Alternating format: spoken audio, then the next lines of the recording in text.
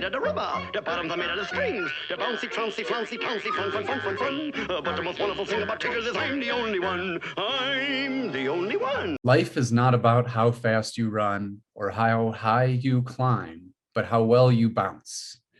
Vivian Kamori. She is a happiness researcher and author that I've always kind of referred to in this lecture.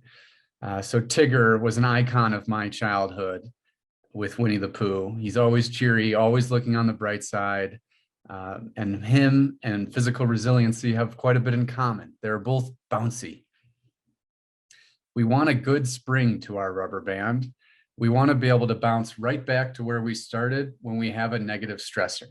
And that's what we're kind of seeing on this slide, is that these negative events and setbacks in our life are inevitable, but we want to pop back up right where we started after they happen. For me personally, after my fall this weekend, I'm not too worried, as I incurred, luckily, no serious injury, but a bruise and a cut knee. And as my stiff knee loosens back up, it will give way to what I hope is a full recovery.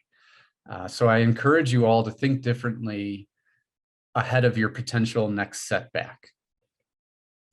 Because with aging, these setbacks get even harder to bounce back from.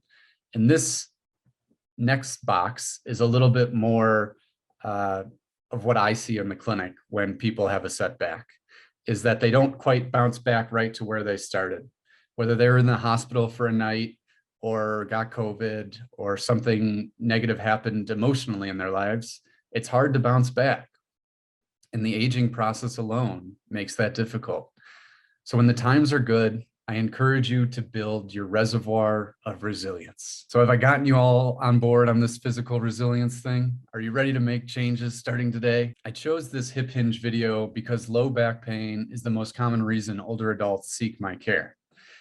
And it could be a good foundation for any older adult hoping to get started on preventing back pain in the future. This video brings awareness to how to use your hips to take the stress off your spine.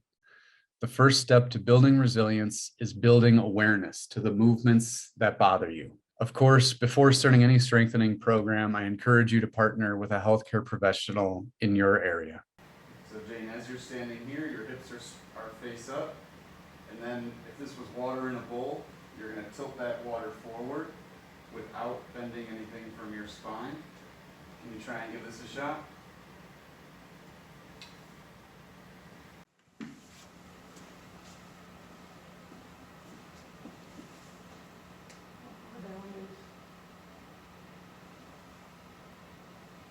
That's good. Do you feel a stretch here when you do that? And that's different than that annoying hamstring exercise I gave you? Our bodies only need to be strong enough to handle what we ask of it. This goes for flexibility, strength, endurance, or whatever your unique goals in life may be.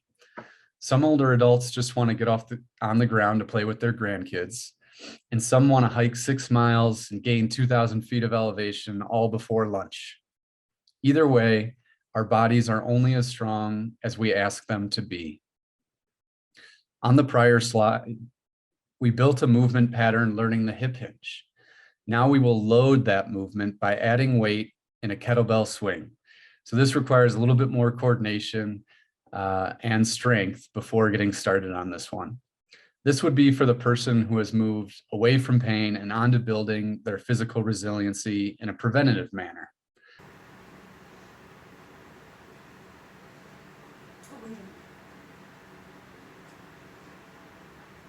Yep. So hips go back and forward, back and forward, back and forward. Very good. I can do 60 by the end of the year. We use this exercise to safely challenge her to shift her weight and to snap her hips quickly to create speed and power. Why a person holding an umbrella? In the clinic, I call extra movement or extra strength, extra flexibility, the rainy day fund. against injury. The more you have saved up, the less likely an injury is to occur in the first place. Let's watch this video when you're ready to go from bringing awareness to your motions to preventative strength building training to build strength for your rainy day fund. Also, if you don't know where to start, this is the minimum. The American College of Sports Medicine and the CDC recommend 150 minutes of moderate intensity aerobic activity every week and 2 times per week of muscle strengthening on 2 or more days that work most major muscle groups. Don't feel any pressure that you're not doing this right now, because less than a quarter of adults hit these minimum recommendations. So my question for you all before signing off is, what is your strength goal? And if you don't know what it is, make a why first. Why? So you can garden for a longer time. So you can get on the ground to play with your grandkids and get up off the ground. So you can go on a 6-mile hike, are all good reasons to build a strength program into your routine. And if you don't know how to assess moderate intensity aerobic exercise, stay tuned for future videos or contact your local geriatric physical therapist to get you on track.